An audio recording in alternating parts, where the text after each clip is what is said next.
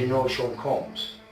Puff Daddy. Yeah. P. Diddy, whatever you call himself these days. Yeah, go ahead. The man who allegedly opened fire inside of one of former President Donald Trump's Florida hotels several years ago made some wild statements to law enforcement in his interviews, saying he was a sex slave for Sean Diddy Combs.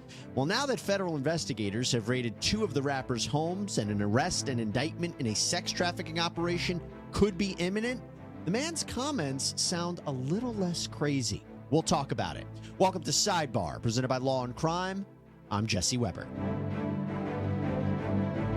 Okay, I'm going to talk about something that I really didn't think I would. Something that when I first heard it, I actually had no idea what this was even about. So this came up during multiple times during our live Q&A shows on the Law and Crime Network when we were covering questions on the Sean Combs case. And a name kept coming up in connection with Combs, and I couldn't understand it. Slave.Oddi. Now, that name may seem familiar to you, and I will explain why. But what I'm also going to do is try to break down and possibly debunk the connection between this man and Combs, but maybe not. Because as wild as some of his claims were, they may make sense now. We'll talk about that. The reason I say all of this is because after several bombshell lawsuits were filed against Combs, accusing him of sexual assault, physical violence, human trafficking, after federal agents raided his homes, reportedly pursuant to an ongoing sex trafficking investigation, all of these numerous videos and social media posts and old interviews and more, they've all popped up.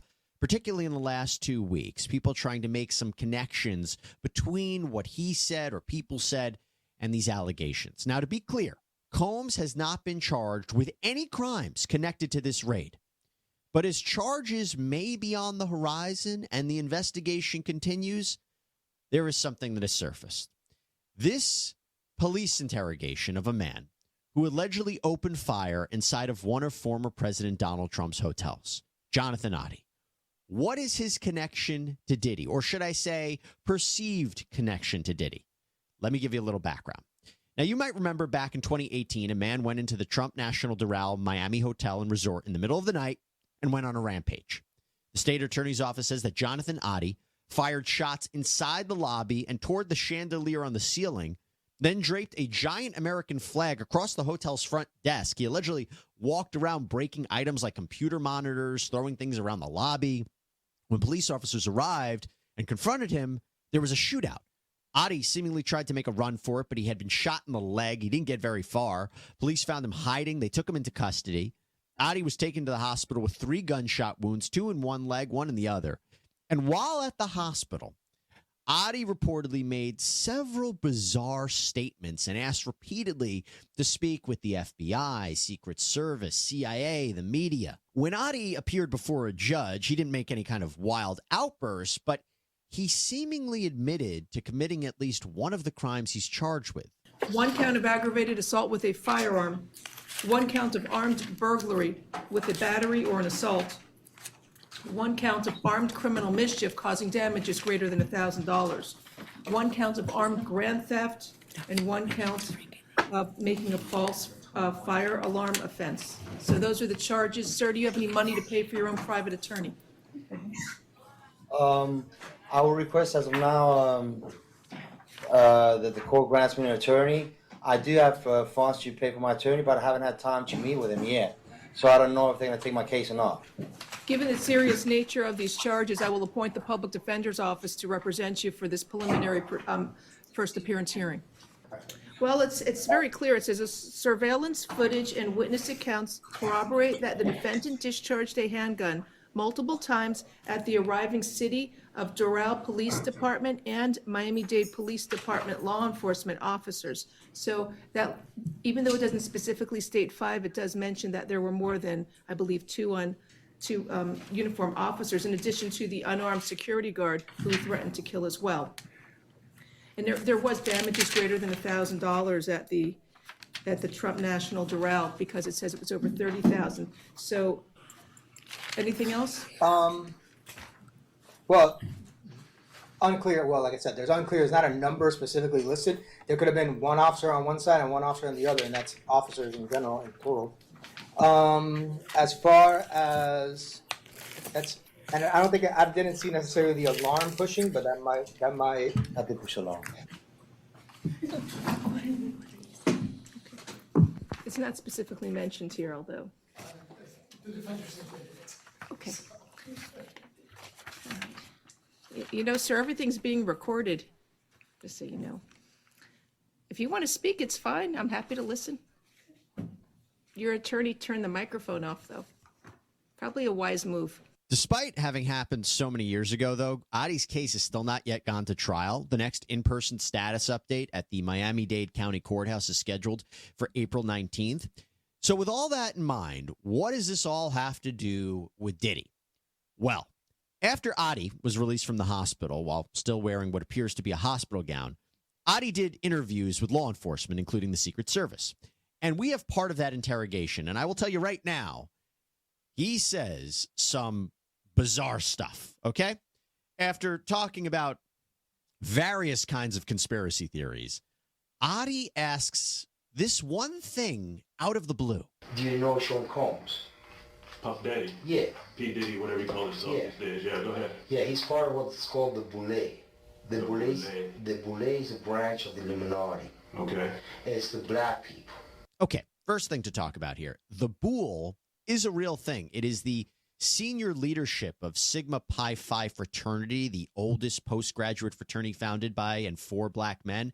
It was a secret society in its beginning, but now has chapters all over the United States. This is an organization for black professionals already experienced in their careers, and Sean Diddy Combs is sometimes rumored to have been a member of Sigma Pi Phi, but no indication that he is. Tell me this whole thing isn't a little bit out there, right? Really makes you think about the people in your life, what they're all about. Who are you surrounded? Now, a little later in this interview, Oddi says he settled a lawsuit with Combs, but doesn't really go into detail. This is when he starts to create a web of people that he believes are involved in a larger conspiracy. I had settlement with Sean, okay?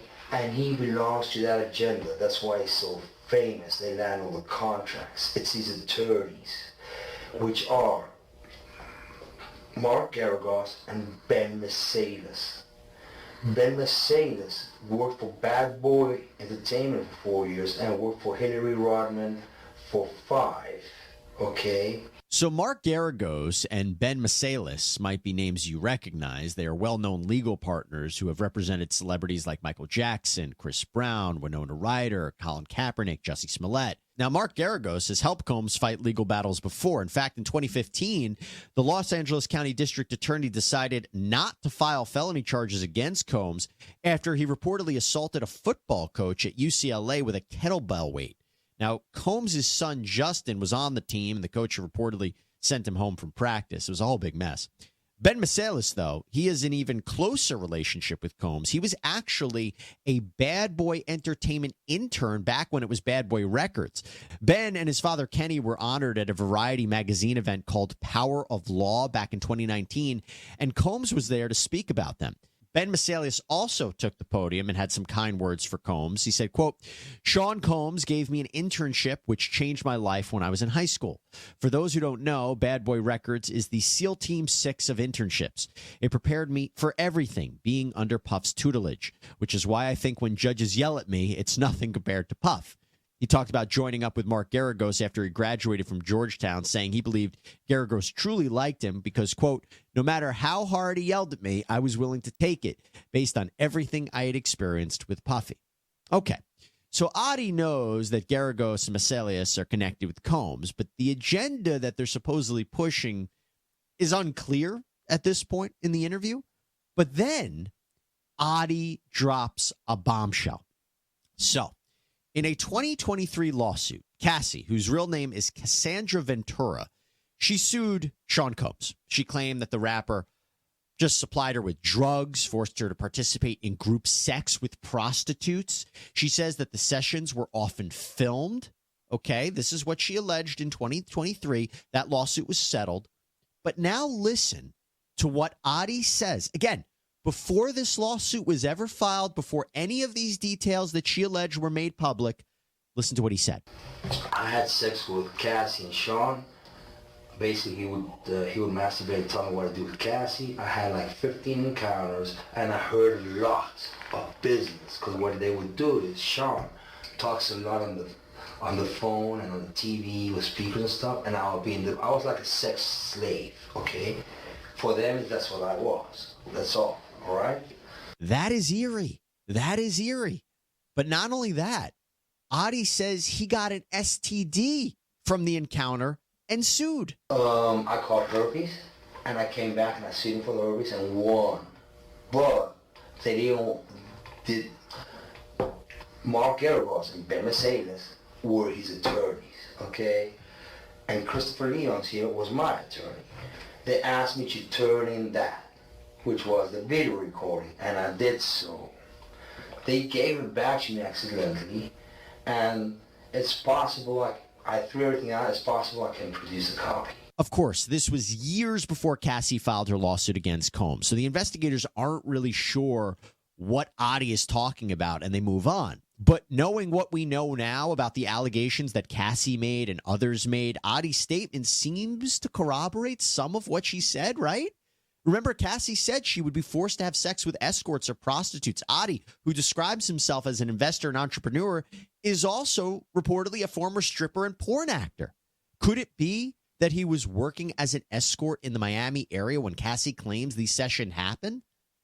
But during the interview, Oddi often makes references to a cabal of rich people who have agendas. He claims the hip-hop world had its own goal. The hip-hop agenda is an agenda to move drugs all over the United States. They move, you need to inform the DEA. They move all the dope, all the dope on private jets, which don't get screened by customs? By DEA. Anybody? DEA. Inside the United States, okay? They move what's called high-grade powder, MDMA. They move cocaine, and they move liquid cocaine in their bottles too. Okay, so they put the liquid cocaine in the bottles and they move it. I've seen the liquid cocaine, I've drank it myself, having sex with Diddy and Cassie. Okay, it's not good. He drinks it all the time. This particular statement brings your attention to multiple allegations in Cassie's lawsuit, as well as a lawsuit that was filed by Rodney Jones, Little Rod Jones, the former music producer for Diddy. They both talk about rampant drug use within Combs' inner circle. Now, Jones's filing says that Combs' chief of staff, Christina Quorum, required all employees to walk around with a fanny pack filled with cocaine, GHB, ecstasy or MDMA, marijuana gummies, and something called Tucci or pink cocaine. It actually doesn't contain any actual cocaine. It's apparently a mixture of ketamine, MDMA, and caffeine. Oddi again mentions an alleged lawsuit settlement between himself and Combs, but really doesn't get the chance to elaborate further. I've had a great life. I've settled $4.125 million with Diddy.